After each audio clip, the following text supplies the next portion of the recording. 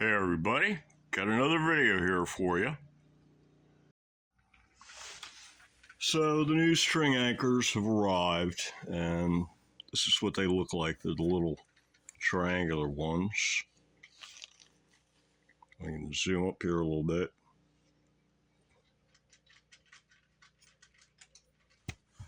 Yeah, so these are the triangular ones, and the idea is that the screw goes through this hole and screws into the headstock, and then the string goes in above the screw, and then the grub screw goes in, and you torque it all the way down, and it's supposed to lock down on the string. And this is already torqued down. This is an 8 string, and it does not lock. So these aren't going to work. They're going to require modification or something. Let me try one thing.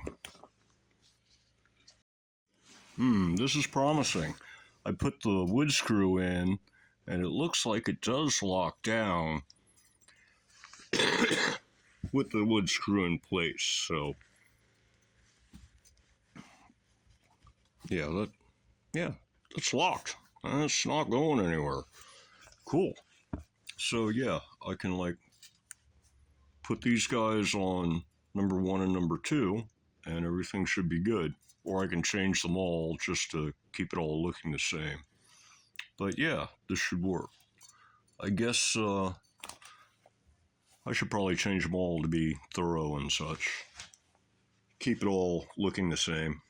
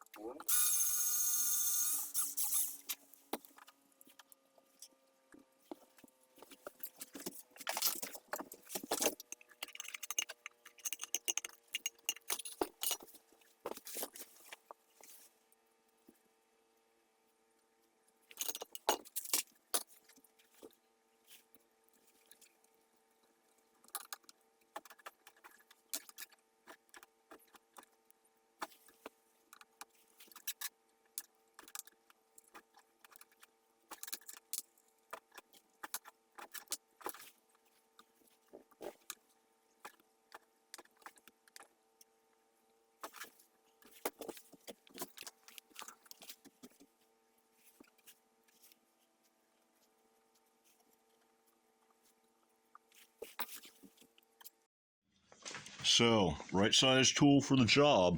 You saw me struggling with this first one.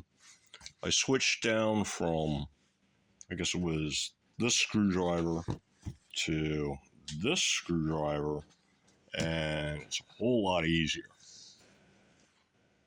I think what it was is this one is big enough to get down in there, but the point doesn't go all the way to the end of the screw.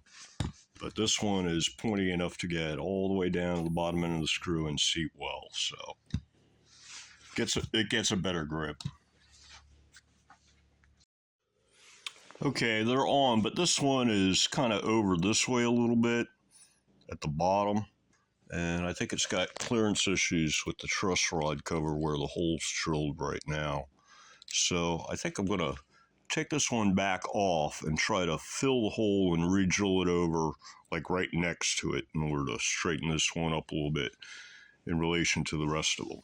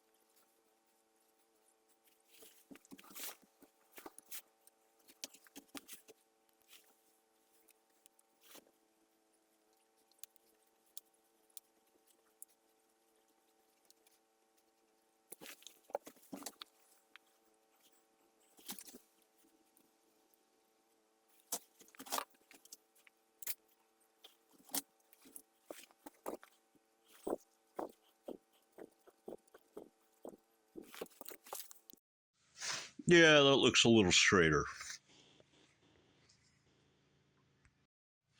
Well, that's cool. I was afraid I was going to have to get some kind of big old chunky block and install it up here and hang it over the edge and all that kind of stuff. So, but looks like this is going to work out. Yeah, but also, yeah, if you're running 8s or some lower gauge string and you're using the barrel tuners, it looks like the anchors that come with the barrel tuner kits, like the Alkanov units, it looks like they won't work and you're going to have to get something like this. Fortunately, they're not expensive or anything.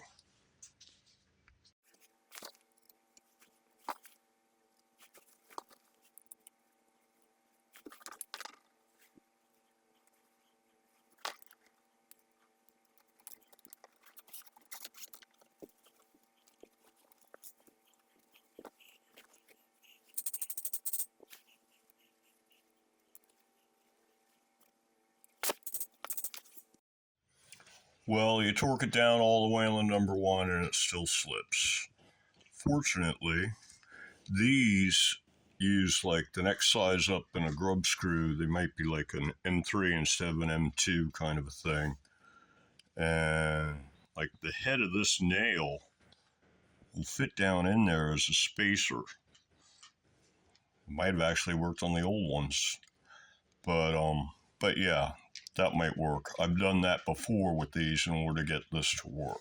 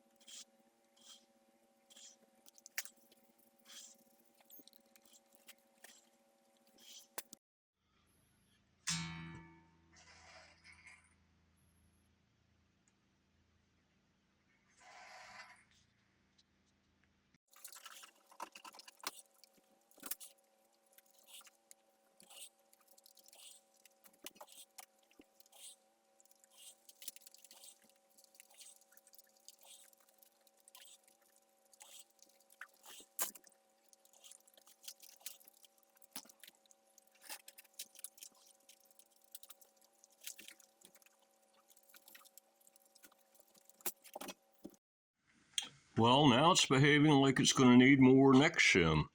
So perhaps this is a little taller with the screws. The bridge block might be a little taller now with the screws or something. I don't know. Or maybe there's some deflection going on. But yeah, a little bit of shim ought to fix that. Unfortunately, got to take it all apart. So a little bit of a design flaw with these barrel tuners here. The lock for the saddles is on the front, which makes it somewhat problematic to get in there and unlock them and lock them up again when you have a pickup already in position and adjusted to the correct height. Which means that, I mean, you know, they look cool and they're kind of high ratio and stuff, but a tail tuner setup with a roller TOM might be easier to deal with and still get you the better balance of having all the tuners at this end of the guitar in a hardtail design, because this is just a hardtail. And by a tail tuner, I mean a no-head guitar that instead of having barrel tuners at this end, it'd get like a roller TOM bridge, and then it'd get 6 conventional locking tuners going like this way.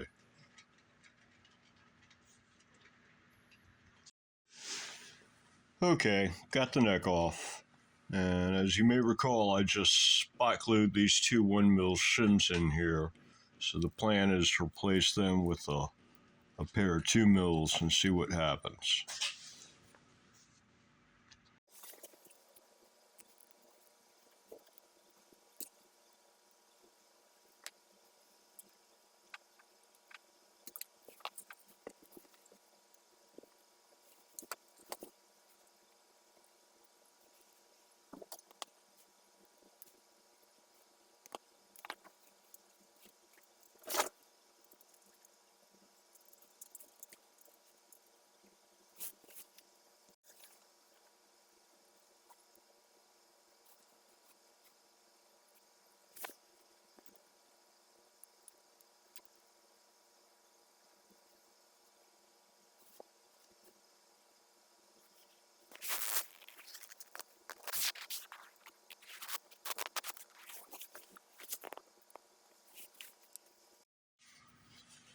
I just happen to have a bunch of pre-cut 10x40 2mm shims.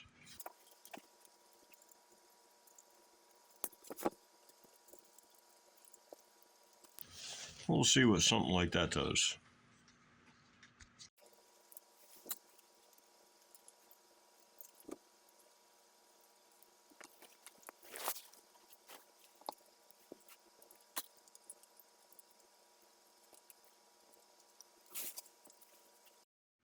Well, it looks like 2mm is going to be too much.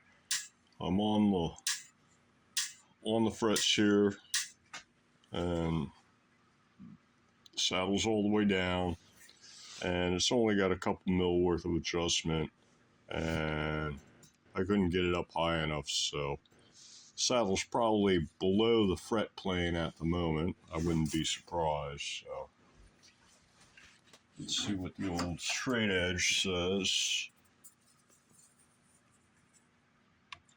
See if I can set it up here right next to the string.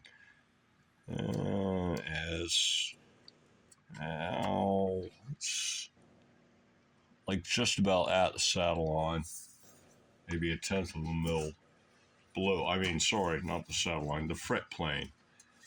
Yeah, the saddle's maybe 1/10 of a mil below the fret plane.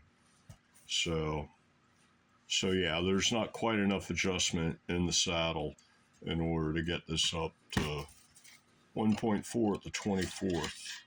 And this should be pretty flat. You get the proper size straight edge for the job. And yeah, that's still looking a little, still looking pretty flat. Not bad. Not bad. So yeah, I guess I'm gonna pop it back off and try 1.5 mil worth of shim on both sides, and On the bass side where it's already got a 1.5 mil, I guess I'll do a 2 and a 1 to make 3 total, and put a 1.5 mil on the treble side.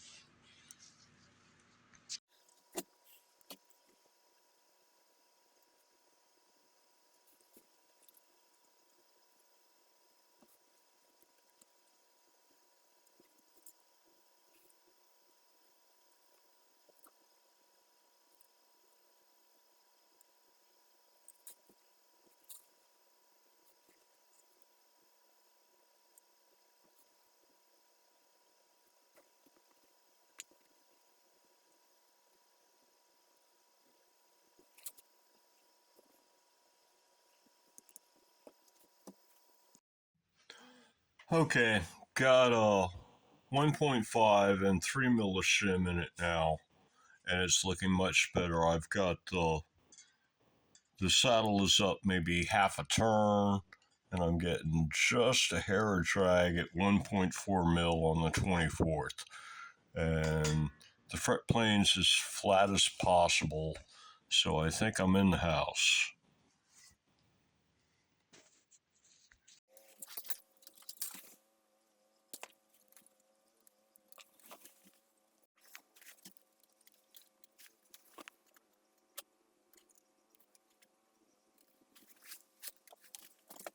Do you believe it's clogged, man?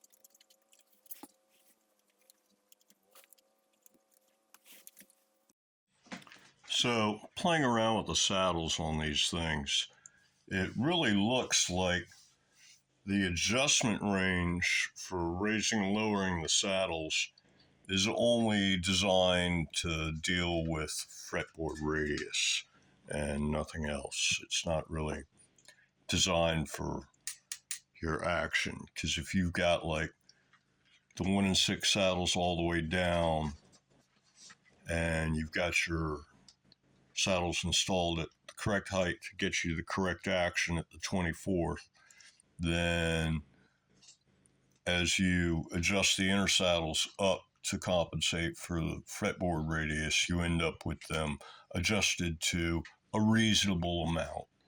So yeah, it really looks like these are set up for, you've got the thing saddled all the way down and you're already at perfect action, whatever your definition of perfect action is. Which means, I suppose, that the way to do it would be to shim the whole block instead of the neck until you've got the right action with all the saddles down, and then use the saddles to adjust for the radius. I don't know. I'm becoming less and less impressed with this design, between the lack of adjustability in saddle height, and which means you have to be super precise on your neck break angle, and the fact that these locks for the saddles, the lock screws for the saddles, are not accessible with your bridge pickup right there, which is somebody didn't notice that. That's a design flaw. Probably no other way to do it. Everything's all crammed up in there, but yeah, it's amazing they're able to cram as much stuff in there as they can.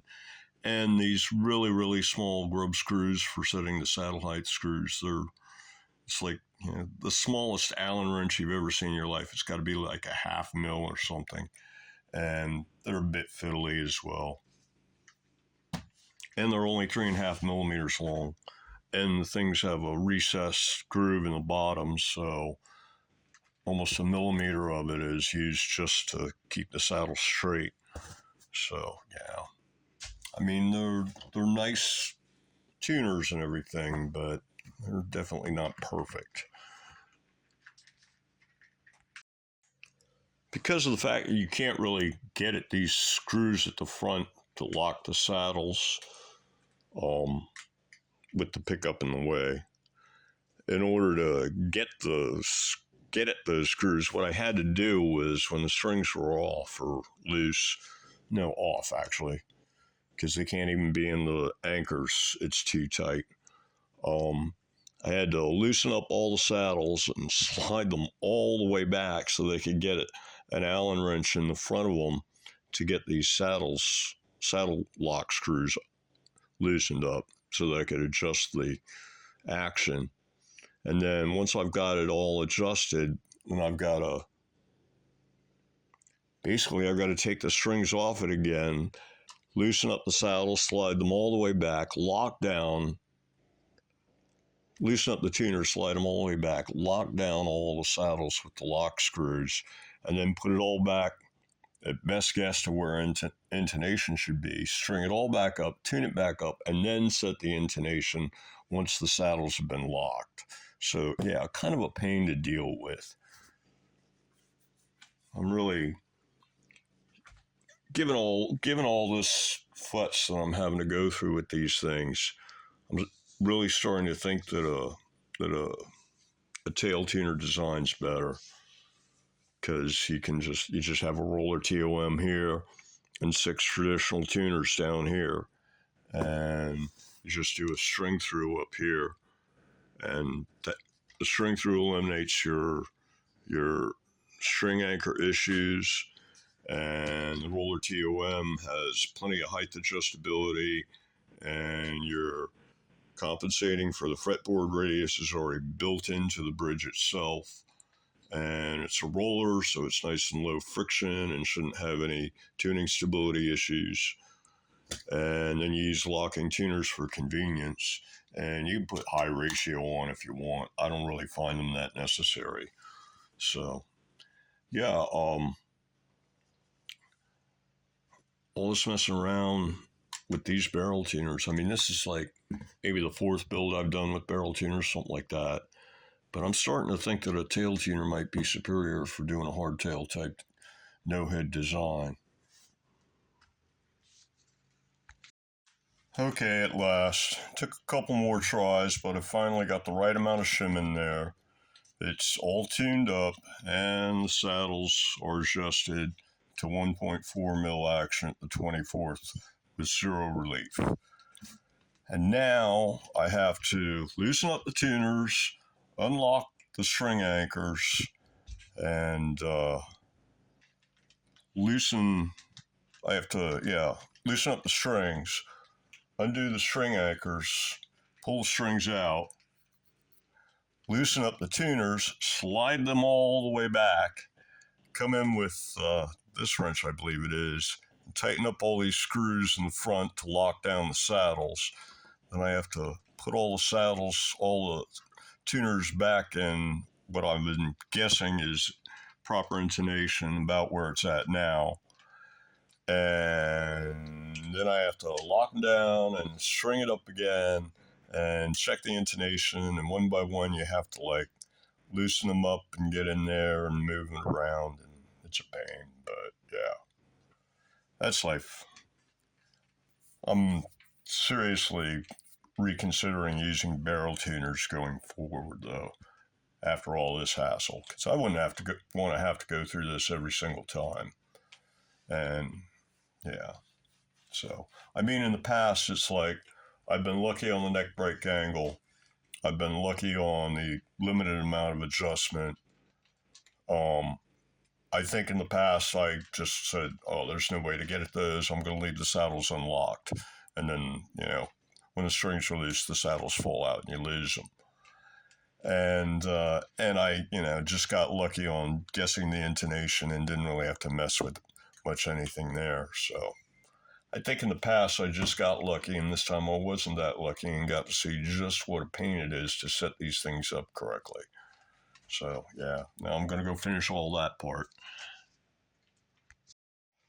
Okay, it's all done. It wasn't really that bad. I just did them one at a time. Loosen it up at this end, get like a inch worth of slack, take the saddle off, the tuner off entirely so that you get the wrench up at the front end and tighten and lock down the saddle. Put the tuner back on, and turned out I lucked out on my guess for intonation. Everything was spot on. So otherwise, that could have been a real hassle having to loosen everything up every time you wanted to move the tuner in order to change the intonation. So yeah, um, looks cool, nice tuners and everything, but a bit of a hassle to set up. So there you go. But now it's done. I gotta fish around and find my to-do list and cross a few things off. I finally got the action set and got the intonation set, and it's tuned up and stuff. It's got strings on it. Gotta see what's left. Guitar strap. I'll see what else is left.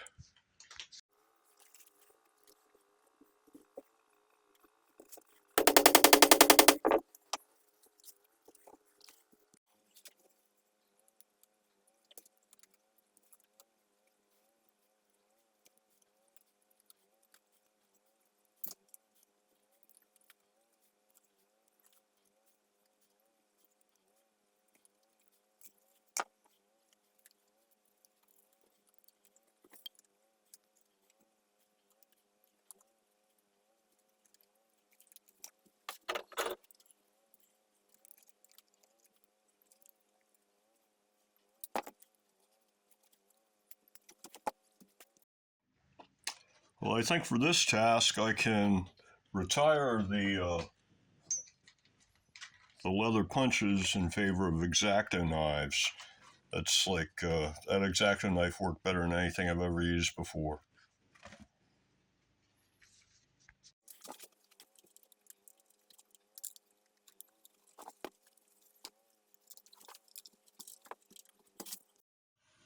Okay, tone tests. I'm recording on a smartphone, and that's the microphone. So, and then you've got YouTube compression, and I've seen a couple examples recently of some stuff that I've heard in the past that really did not survive YouTube. And specifically,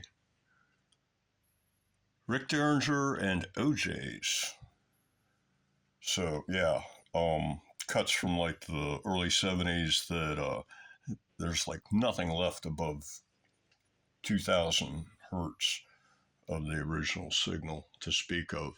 So I'm not going to bother with a whole lot of sound tests and tone tests and stuff. I'll just run, clean channel on the amp and let you hear the strings ring out and maybe play a few chords. Other than that, I'm not going to bother with anything. You can't really tell. It's not really going to tell you exactly what the pickup sounds like or exactly this combination of neck and body woods. You wouldn't be able to tell versus listening to another one of these builds with different woods. Not through YouTube, you couldn't. Even if you're A-Bing it, probably. So yeah, let me just go ahead and hook that up right quick. Slight delay while the cordless charges up. Okay, it's all hooked up, tuned up. Bass and treble are 100%, volumes at 40% on Fender Champ 100 watt, and it's clean channel and no pedals. And now it's not working.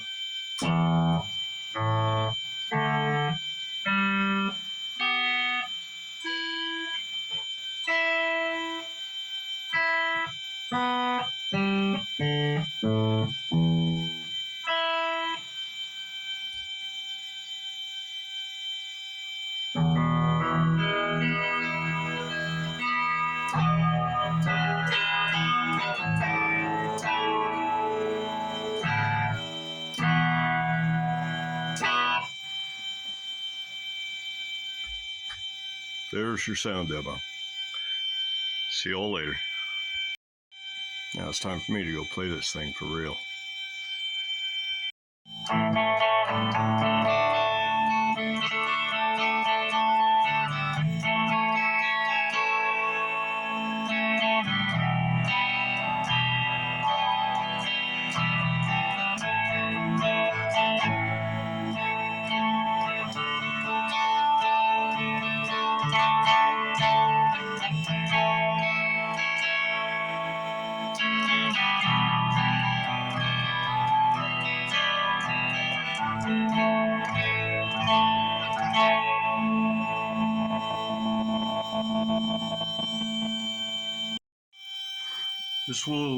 This is with a little bit of equalizer.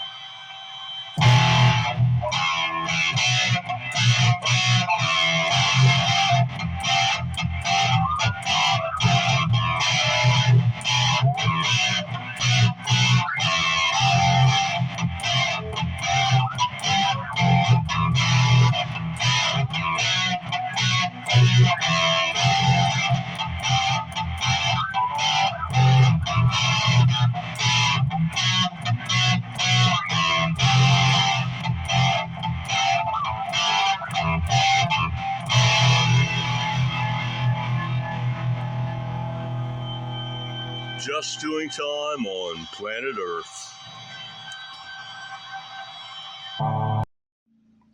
Well, I think that's going to do it for this video.